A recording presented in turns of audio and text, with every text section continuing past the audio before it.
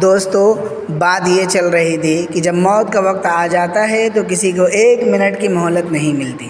اس سلسلے میں ایک نہایت عبرتناک واقعہ ہے کہ یورپ میں حال ہی میں کھدائی کے دوران ایک ایسی پوری قوم کے باقیات ملے ہیں جو سماوی آفت ہی کے نتیجے میں ہلاک ہوئی، اور اتنی تیزی سے کہ جسے لمحہ بھر ہی کہا جا سکتا ہے۔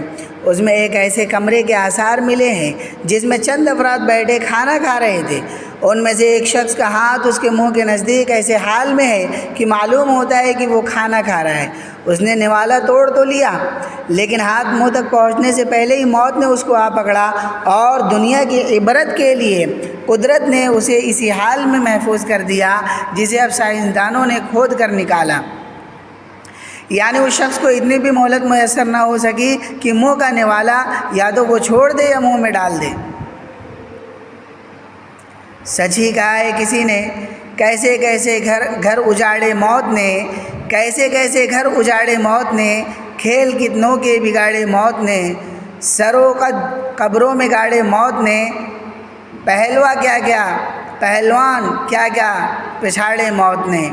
تو قرآن کریم کے بیان کے مطابق ہر ایک کی موت کا وقت اللہ رب العزت کے علم میں پہلے ہی سے متعین ہے، اور اسی کے مطابق اس کی موت آتی ہے۔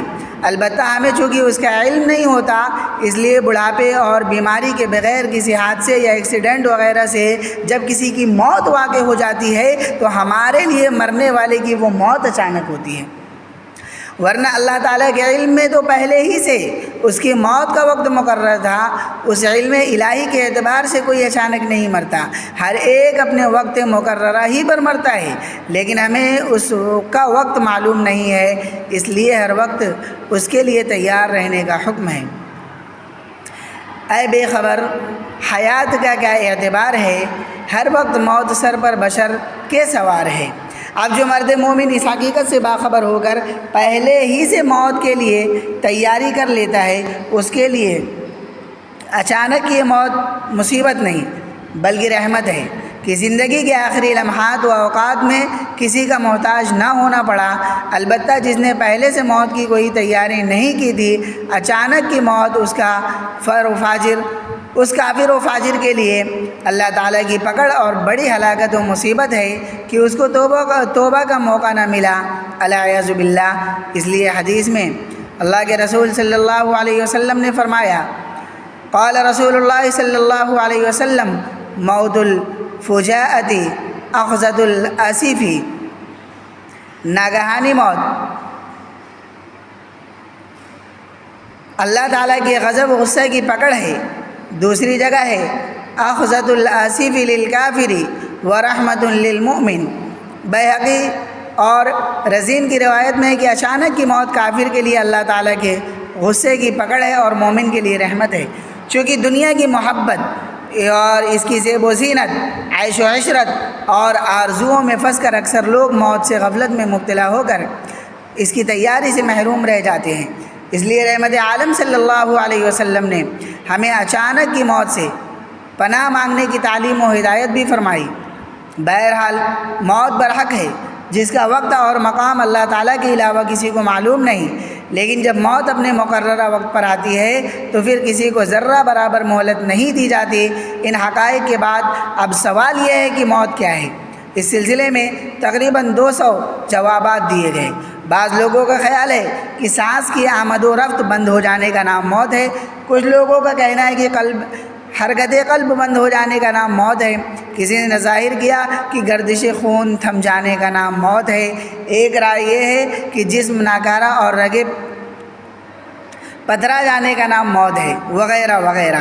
حالانکہ یہ سب موت کے اسباب ہے، جبکہ حقیقت یہ ہے کہ مادی آلائشوں سے آزاد ہونے اور روح کے اپنے جوہر لطیف کی طرف رجوع ہونے کا جو کامیاب وقت ہے اس کا نام موت ہے، اور یہ در حقیقت ایک ختم نہ ہونے والی زندگی کا مقدمہ اور ایک دوسرے عالم وسیع تک لے جانے کا دروازہ ہے، کیونکہ اسلامی تعلیمات کے مطابق دنیا کا انسان موت کی وجہ سے معدوم ہو کر مٹ نہیں جاتا، بلکہ عالم دنیا سے عالم عقبہ کی طرف منتقل ہو جاتا ہے۔ اقبال مرحوم نے فرمایا، مرنے والے مرتے ہیں فنا ہوتے نہیں، یہ حقیقت میں کبھی ہم سے جدا ہوتے نہیں، اور جو ہر انسان جوہر انسان عدم سے آشنا ہوتا ہے، آنکھ سے اوجھل تو ہوتا ہے، فنا ہوتا نہیں۔ ایمان اور علم الہی کے نور سے جو لوگ محروم ہیں، انہوں نے سمجھا کہ مرنے کے بعد سارا قصہ ختم ہو جاتا ہے۔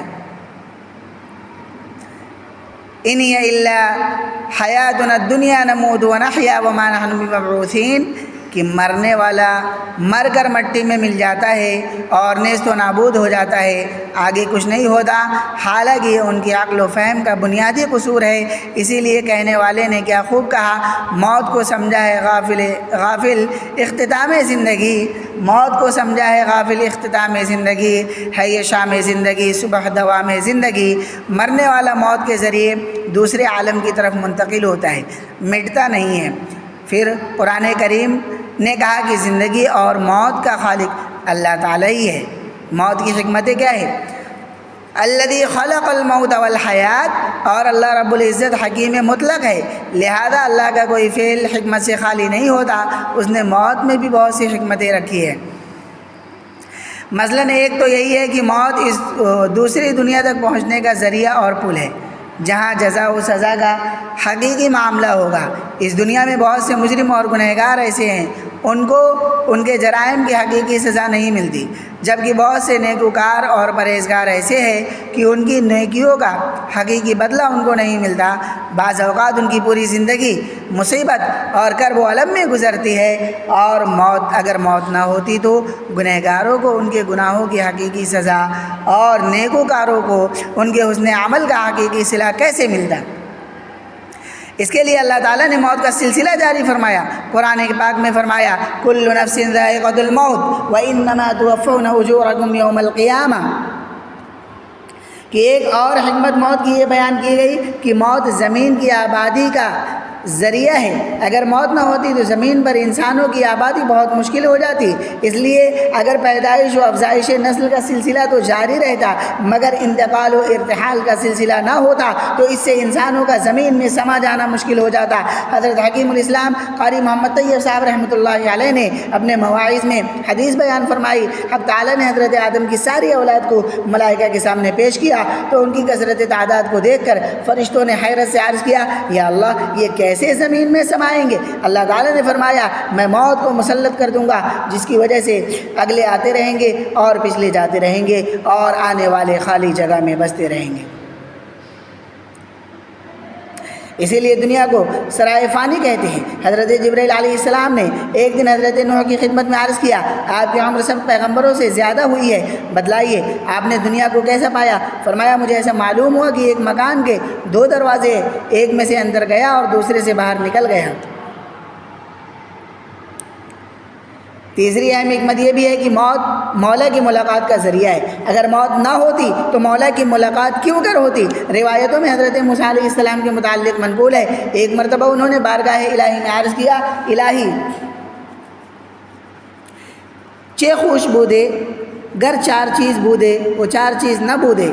یا اللہ کیا اچھا ہوتا کہ 4 چیزیں ہوتی اور 4 چیزیں نہ ہوتی، زندگی ہوتی اور موت نہ ہوتی، جنت ہوتی جہنم نہ ہوتی، مالداری ہوتی غریبی نہ ہوتی، تندرستی ہوتی اور بیماری نہ ہوتی۔ جواب میں ارشاد واری ہوا، اے موسیٰ اگر زندگی ہوتی اور موت نہ ہوتی تو ہماری ملاقات کیسے ہوتی؟ اگر جنت ہوتی جہنم نہ ہوتی تو ہمارے عذاب سے کون ڈرتا؟ اگر توانگری یعنی مالداری ہوتی اور فقیری نہ ہوتی تو ہماری نعمتوں کا شکر کون ادا کرتا؟ اگر تندرستی ہوتی اور بیماری نہ ہوتی تو ہمیں کون یاد کرتا؟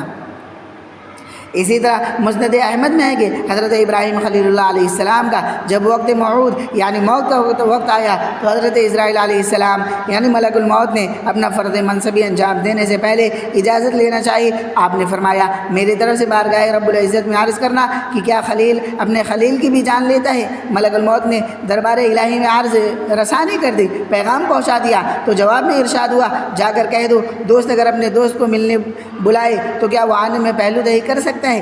ظاہر ہے اب مزید کسی پیغام کی گنجائش ہی نہ تھی۔ اسی وقت حضرت خلیل علیہ السلام موت کے لیے آمادہ ہو گئے۔ اس موقع پر صاحب طرز ادیب علامہ عبد الماجد دریابادی فرماتے ہیں، حدیث لحاظ اسناد جس درجے کی ہو اسے محدثین جانے، لیکن یہ جو اپنے اندر رس اور مٹھاس رکھتی ہے وہ وجد آفری ہیں۔ نیز اسی سلسلے میں حضرت ابو درداء رضی اللہ عنہ فرماتے ہیں میں 3 چیزیں پسند کرتا ہوں، غریبی، بیماری، موت۔ غربت تو اس لیے پسند ہے کہ اس سے بندہ میں عاجزی اور انکساری آتی ہے جو اللہ رب العزت کو پسند ہے، اور بیماری اس لیے پسند ہے کہ یہ گناہوں کا کفارہ ہے، یہ کفارہ معاصی ہے، اور رہی بات موت کی تو کیونکہ وہ مولا کی ملاقات کا ذریعہ ہے، اس لیے مجھے موت پسند ہے۔